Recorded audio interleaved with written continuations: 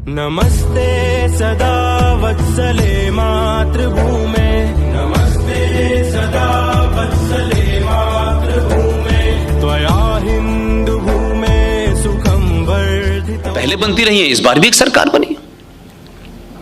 अब ये सरकार बनी तो इत्तेफाक की बात है कि उसका हेड जो था उसने अपनी जिंदगी में बहुत ही कम शब्द अंग्रेजी के बोले हैं। वो शुद्ध खांटी 24 कैरेट का हिंदी भाषी आदमी है और उसे अपने होने पे कोई कॉम्प्लेक्स नहीं है। इसका देखिए मैं क्या कहना चाहता हूं, जो सिंह साहब ने कहा है मैं उसको आगे बढ़ा रहा हूं। सिंह साहब ने कल्चर, एकेडमिक, जो भी कुछ घपले हुए हैं, किस तरीके से उन चीजों के माध्यम से इस देश की जो आज शक्ल बन रही है, उन वो तमाम कारण हैं। मैं आज के दौर का हूं, उससे आगे बात कहना चाहता हूं। जब 2014 के चुनाव में एक पार्टी तो पहले भी जीती थी, 2002 में जीती थी, तब किसी ने यह बात नहीं कही थी। 2014 के चुनाव के बाद एक पार्टी जीती। उस वक्त भी पार्टी में शायद कम लोगों का इंटरेस्ट रहा होगा, लेकिन पार्टी का सदर उस जीत के बाद देश भर में आपके अखबारों ने बड़ी समीक्षा की और एक अखबार जो है आपके यहां का वो भी समीक्षा करता है।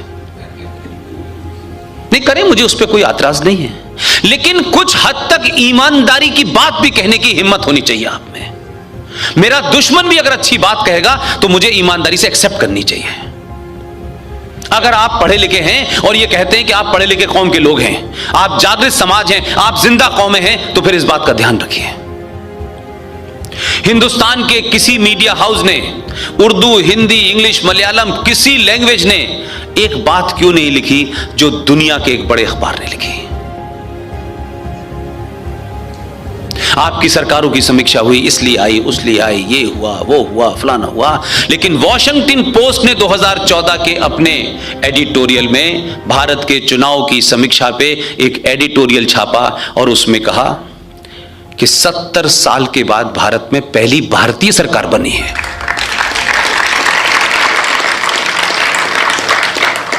यानी इससे पहले जो सरकारें बन रही थीं वो भारत को रिप्रेजेंट नहीं कर रही थीं, वो ट्रांसफर ऑफ पावर से उपजी हुई ताकतें थीं।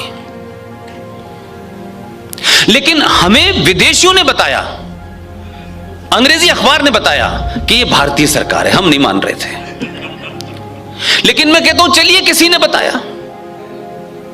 आपने इतना उसे आत्मसात कर लिया एडिटोरियल को कि 2019 में आपने उससे भी बड़ी भारतीय सरकार बना दी।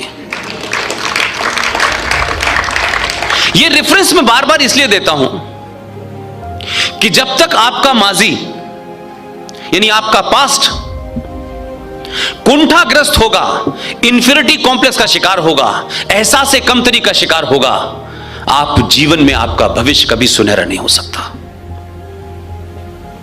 आपको अपने होने पे शर्म होने लगे, आपको जो कुछ आपने पढ़ा है उसमें आपकी पोजीशनिंग ऐसी हो, हम गरीब लोग थे, जाहिल लोग थे, जातों में बटे हुए थे, हमें कुछ आता ही नहीं था, अंग्रेज नहीं आते तो हम लोटा लेके जा रहे होते हैं।